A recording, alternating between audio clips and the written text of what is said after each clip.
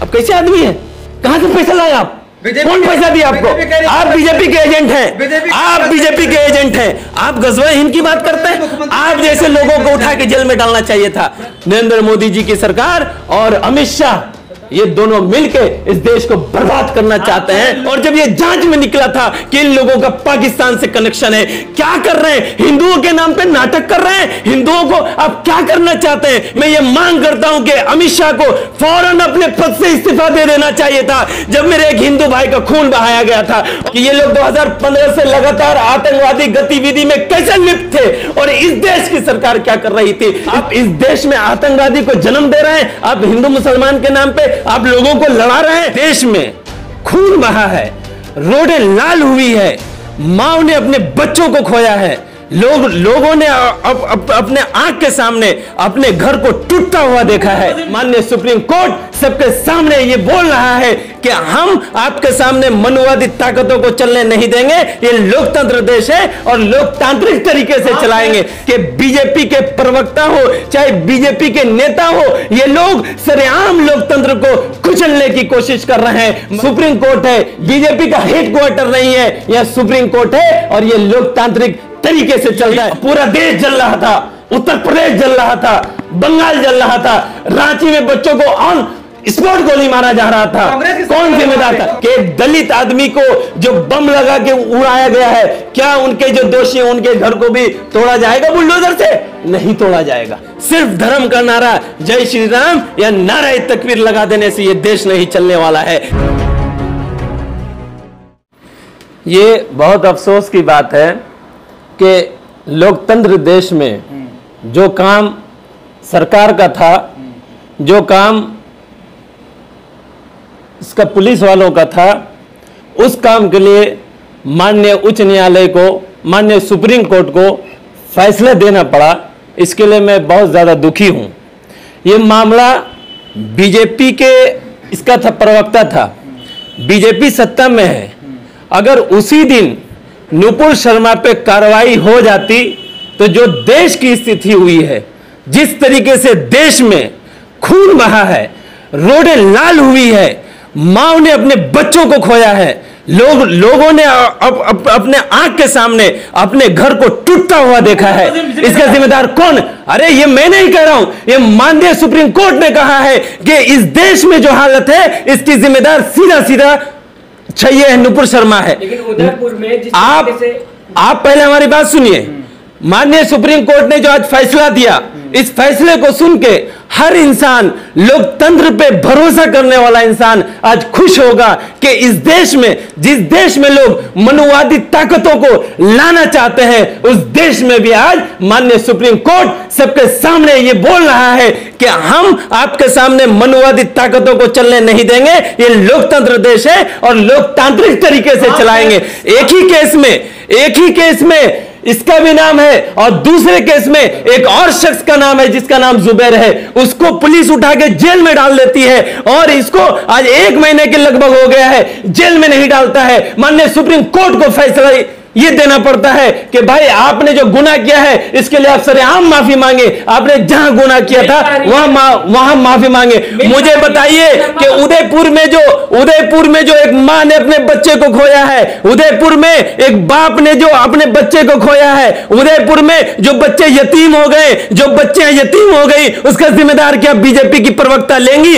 उसकी जिम्मेदारी क्या बीजेपी सरकार लेगी? आज कांग्रेस को लोग गाली दे रहे हैं, कांग्रेस की हुकूमत को गाली दे रहे हैं। मैं उनसे पूछना चाहता हूं कि जिस टाइम नुपुर शर्मा ने दिल्ली में नोएडा में बैठ के ये बात बोली थी, अगर उसी दिन उसके ऊपर में केस करके उसको जेल में डाल दिया जाता तो क्या पूरे देश के अंदर, चाहे वो उत्तर प्रदेश हो, चाहे वो बिहार हो, चाहे वो दिल्ली हो, चाहे वो मध्य प्रदेश हो, चाहे वो राजस्थान हो, जो स्थिति हुई है ये बिल्कुल नहीं होती अगर उनको उठा के जेल में डाल दिया जाता। और माननीय सुप्रीम कोर्ट की लाइन को देखिए, उसने ये कहा कि आप वकील भी हैं, अब वकील होके इस तरीके से हरकत कर रही है, तो इसका मतलब यह समझ में आता है माननीय सुप्रीम कोर्ट की टिप्पणी से कि बीजेपी के प्रवक्ता हो चाहे बीजेपी के नेता हो, ये लोग सरेआम लोकतंत्र को कुचलने की कोशिश कर रहे हैं। मगर मुझे खुशी है कि मैं जिस देश में रहता हूं उस देश की लोकतंत्र लोकतांत्रिक तरीके से चलने वाली माननीय न्यायालय और माननीय उच्च न्यायालय ने जो फैसला दिया है, आज तमाम लोकतंत्र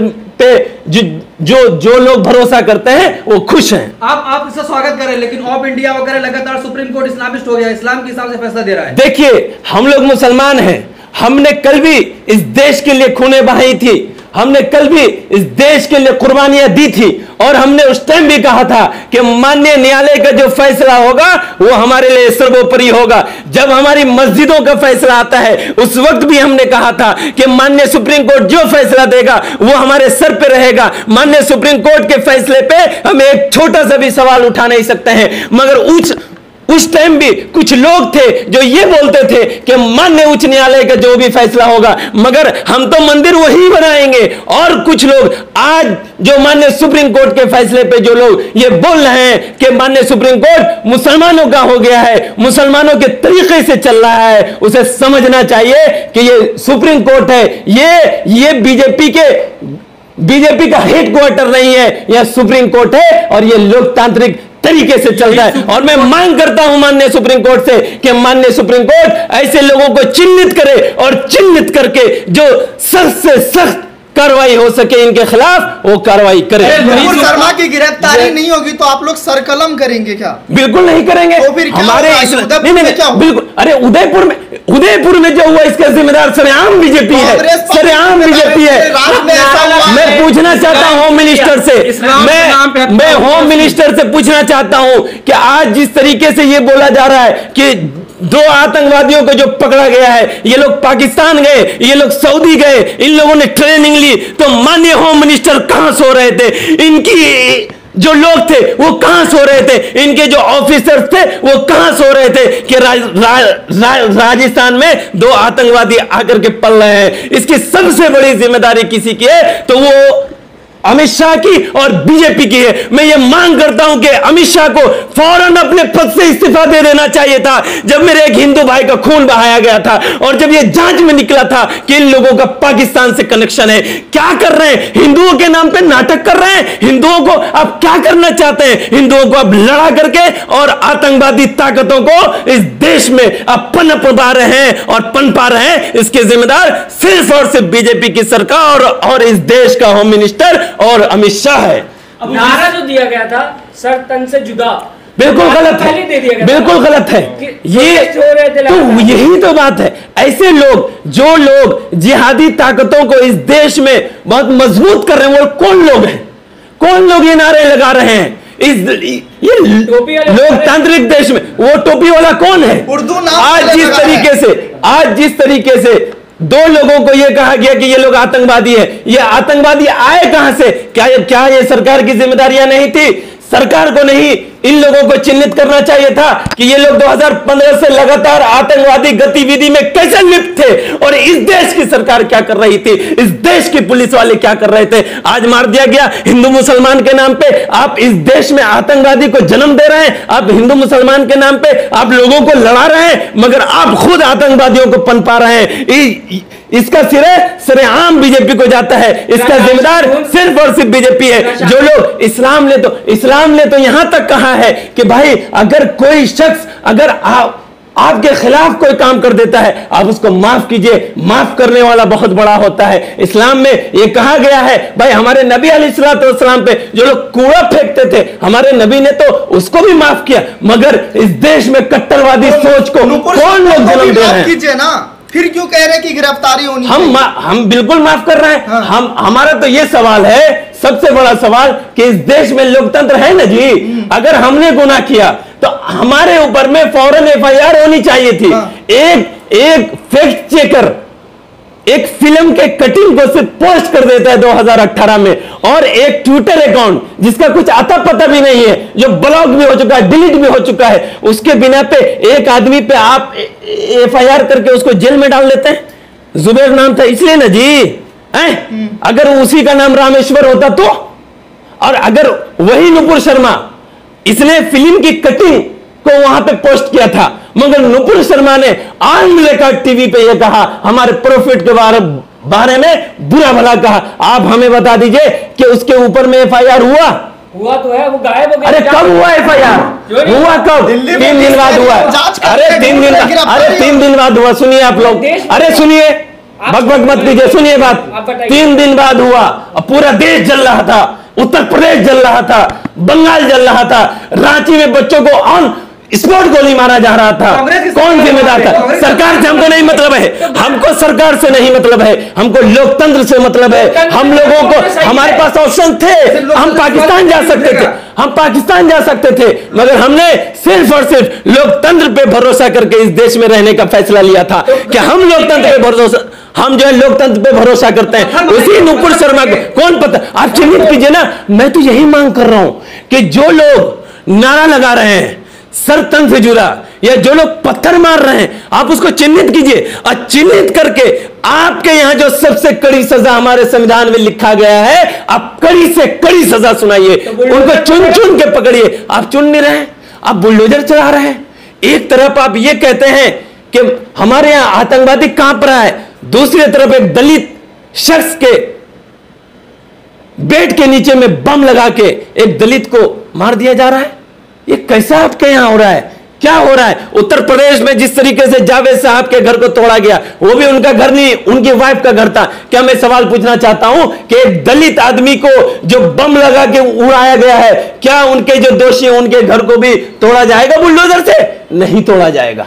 क्यों नहीं तोड़ा जाएगा? इसलिए नहीं तोड़ा जाएगा कि इस देश में लोकतंत्र की सरेआम नरेंद्र मोदी जी की सरकार और अमित शाह, ये दोनों मिलकर इस देश को बर्बाद करना चाहते हैं। लोकतंत्र को बर्बाद कर रहे हैं। प्रधानमंत्री जर्मनी में जाकर के अपनी स्पीच में कह रहे हैं कि हमारे यहाँ लोकतंत्र स्थापित है। यूनाइटेड नेशन ने क्या कहा है कल? आपने सुना है? यूनाइटेड नेशन ने साफ कहा कि हिंदुस्तान में जो सब चीज हो रही है बिल्कुल भी बर्दाश्त के लायक नहीं है। हिंदुस्तान का जब रुपया गिरता था ना पहले सर, तो उस टाइम बोलते थे अरे कैसी निकम्मी सरकार है। आज रुपया गिर रहे हैं तो लोग क्या बोल रहे हैं पता है? हमें कोई मतलब नहीं है, मियां टाइट है ना, मियां को टाइट होना चाहिए। एक देश उस वक्त तक कामयाब नहीं हो सकता है जिस वक्त तक वो जातिवाद से उठ के एक संविधान और एक दायरे में रह करके काम नहीं करेगा, उस वक्त तक नहीं होगा। आप हमें बताइए। बिल्कुल नहीं। अरे हम संविधान की बात कर रहे हैं, अब कैसे आदमी है? कहां से पैसा लाए आप? कौन पैसा दिया आपको? आप बीजेपी के एजेंट हैं, आप बीजेपी के एजेंट हैं। आप गजवा हिंद की बात करते हैं। आप जैसे लोगों को उठा के जेल में डालना चाहिए था। इस देश में प्रधानमंत्री का दोस्त अब्बास था, वो तो खुद ही बोलते हैं हम। कैसा अब्बास? कौन अब्बास? अरे भाई हमें बताइए, यही तो था लोकतंत्र। अब्बास नरेंद्र मोदी साहब के घर में रहा करते थे, यही लोकतंत्र था। इसी लोकतंत्र को आज नरेंद्र मोदी की सरकार खत्म करने पे लगी हुई। हम लोग भी तो वही बात कर रहे हैं। हमारे भी राजेश थे, हमारे भी राजेश दोस्त थे, हमारे भी बहुत सारे पांडे जी दोस्त थे, मगर आज उनके दिमाग के अंदर जो जहर भरने की कोशिश कर रही है ये सरकार, कुछ लोगों को जिहादी बना दिए और कुछ लोगों को उन जिहादी के खिलाफ ला करके मैदान में खड़ा कर दिया और दोनों को लड़ा दिया। एक को मुसलमान बना दिया और एक को हिंदू बना दिया। आपस में तुम जो है लड़ो और हम महाराष्ट्र में सरकार बनाएंगे, अलोकतांत्रिक तरीके से सरकार बनाएंगे। अब देख लीजिए, अब हिंदुत्व पे सरकार बन रही है, अब हिंदुत्व पे सरकार बन रही है। कहां जनाधार पे सरकार, यहां जो सरकार बना करती थी साहेब, अब हिंदुत्व पे सरकार बनेगी। यही लोकतंत्र देश है, यही लोकतंत्र देश है। हमने क्या कहा अभी आपसे? कुछ लोगों को खड़ा किया गया जो हिंदू को सपोर्ट कर रहे हैं, मगर अल जिहाद का नारा। उन कमीनों को ये पता ही नहीं कि जिहाद क्या है। सिर्फ अब्दुल या सुबहान या फरहान नाम रख लेने से कुछ नहीं होता है। जो इंसान इस्लाम के बारे में नहीं जानता हो वो कैसा मुसलमान है? जो इंसान संविधान के बारे में नहीं जानता हो वो कैसा हिंदुस्तानी है? सिर्फ धर्म का नारा जय श्री राम या नारा तकबीर लगा देने से ये देश नहीं चलने वाला है। इस देश में संविधान जिंदाबाद भी बोलना पड़ेगा और संविधान की बातों को भी मानना पड़ेगा। जितना जरूरी आपके लिए कुरान शरीफ पे अमल करना है, इसी तरीके से इस देश में रहने के लिए आपको संविधान को भी फॉलो करना पड़ेगा, क्योंकि ये लोकतांत्रिक देश है।